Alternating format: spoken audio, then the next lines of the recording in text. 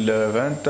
Alors hier, Zalaki Bongo, Makambo Yamakasi, na justice nabiso congolaise, où il va condamner Kibongo de Vital Kamere na 20 ans de prison. Au nom de Salamate na Katiamboka Oyo, tout le monde a été directeur du cabinet à chef de l'État, Bakangaye, et pas condamné pour une affaire de corruption. Au Ezali Yambo. Alors, na plateau ya lelo, to bengi bongo de Richard Kazadi, to makaming mingi na plateau Oyo. Tout le temps, masolo mamuke, lolenge nini, makamango, ezalaki koleka. Mbote de Richard Kazadi. Mbote mon frère. Alors, les lots, vous allez vivre un spectacle, il y a justice, vous allez au Salema, et de Vital Kamere Zali condamné, on a 20 ans en prison. Lecture nous salana événement. Lecture na Zali Kopesa, nous en benalo merci. Parce que Mbongwana ezali kokota kati na mboka ya Congo. O tikoloba yango c'est pour la toute première fois dans l'histoire ya RDC qu'un directeur du cabinet ya chef de l'État en plein exercice a été condamné pour les faits de corruption et de détournement. Et ezali début il y a état de droit pour lesquels Etienne Tshisekedi Omulumba s'est battu pendant plus de 35 ans. Et quand bien même il n'est plus, vous allez saluer mémoire naïe, parce que les combats pour lesquels il s'est battu, les Alicats n'a qu'à prendre encore même après lui. Et nous sommes fiers, nous félicitons les chefs de l'État, quand bien même il a encore beaucoup à faire. Parce que jusque-là, les prisonniers politiques Bazali libérés et aujourd'hui, Bazali Kokangamutute pour l'opinion politique, les exilés sont rentrés et bien aimés, surtout la figure emblématique dont il était question au dialogue de Saint-Sylvestre. Et l'état de droit et les droits bien-aimés de liberté d'expression et quand sais-je encore, la liberté de culte et quand sais-je, les lots, ils allaient comprendre corps petit à petit. Et vive le lobby, la justice élève une nation. Et c'est le débit, il y a élévation. Il y a notre nation. Mais balobi bino nangambo ya IDPS boza ko ça la tester il y a état de droit na bino. Ça dit bozo tester état de droit na bino pas Vital Kamere. Non, ezalingambu ya IDPS et ngai awa nazali ko engager IDPS mais nazali koloba boy. L'état de droit s'occupe de tout le monde.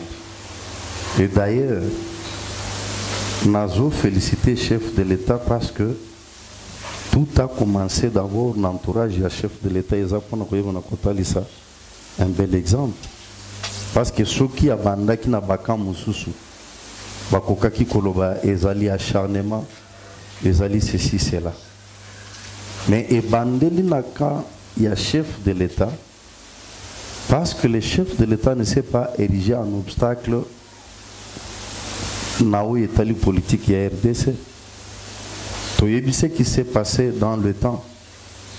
Le président de la République protégeait son directeur de cabinet parce que Aïeba qui va secret révélé ceci cela, même s'il était prouvé qu'Assalim avait Azalaki toujours protégé, mais ce n'est pas le cas aujourd'hui.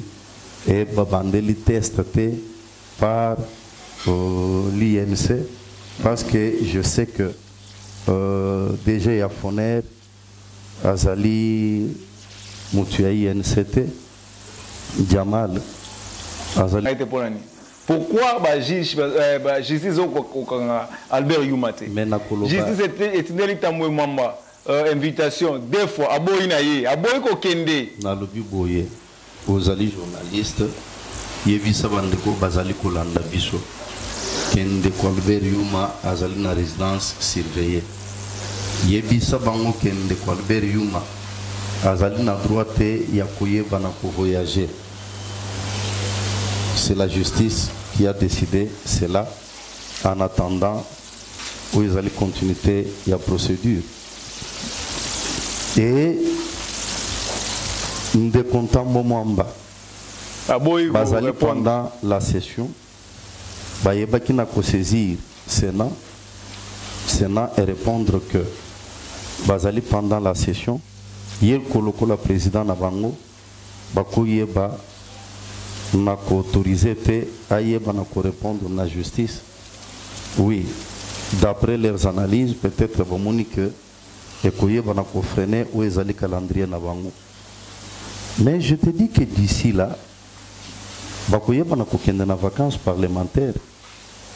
C'est là où Tokoyeba na komona mena procureur alansaki ou ezalaki invitation wana pona esengo ya kolancer ou bien se passe qu'il y a eu une plainte contre M. Tambo Mwamba et que par rapport à la loi ce qui plainte ezali est déposée contre quelqu'un, il doit être entendu par la justice.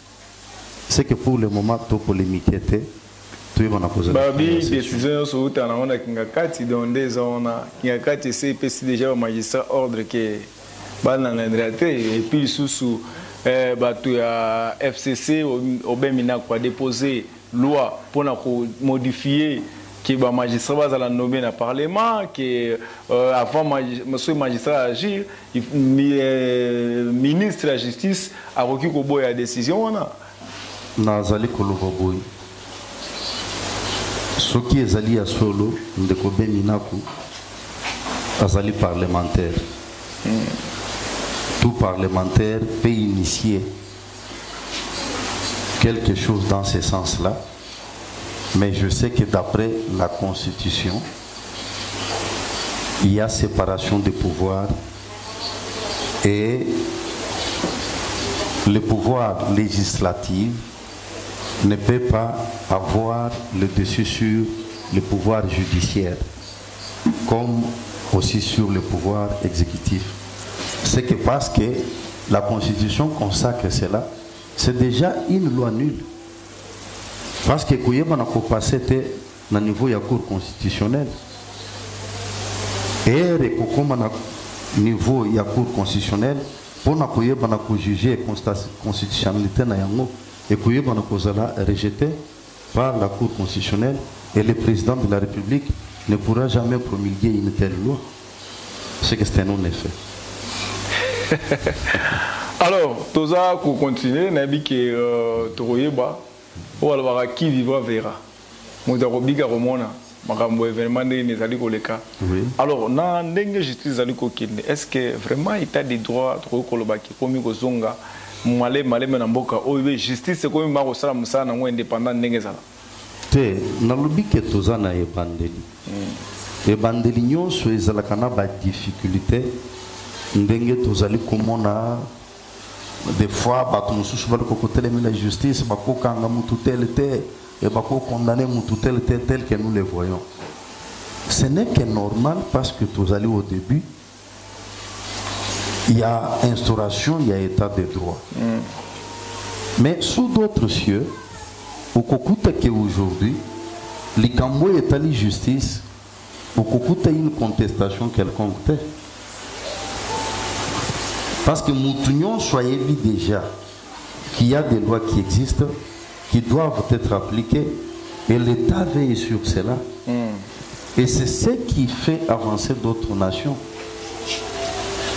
Et je te dis, avec ce qui vient d'arriver, tous les détourneurs, il y aura bien de l'État, ils sont dans un régime passé, ils sont dans un régime Oyo. Nous sommes déjà une question sur ce qui va lui arriver dans l'immédiat ou bien dans l'avenir.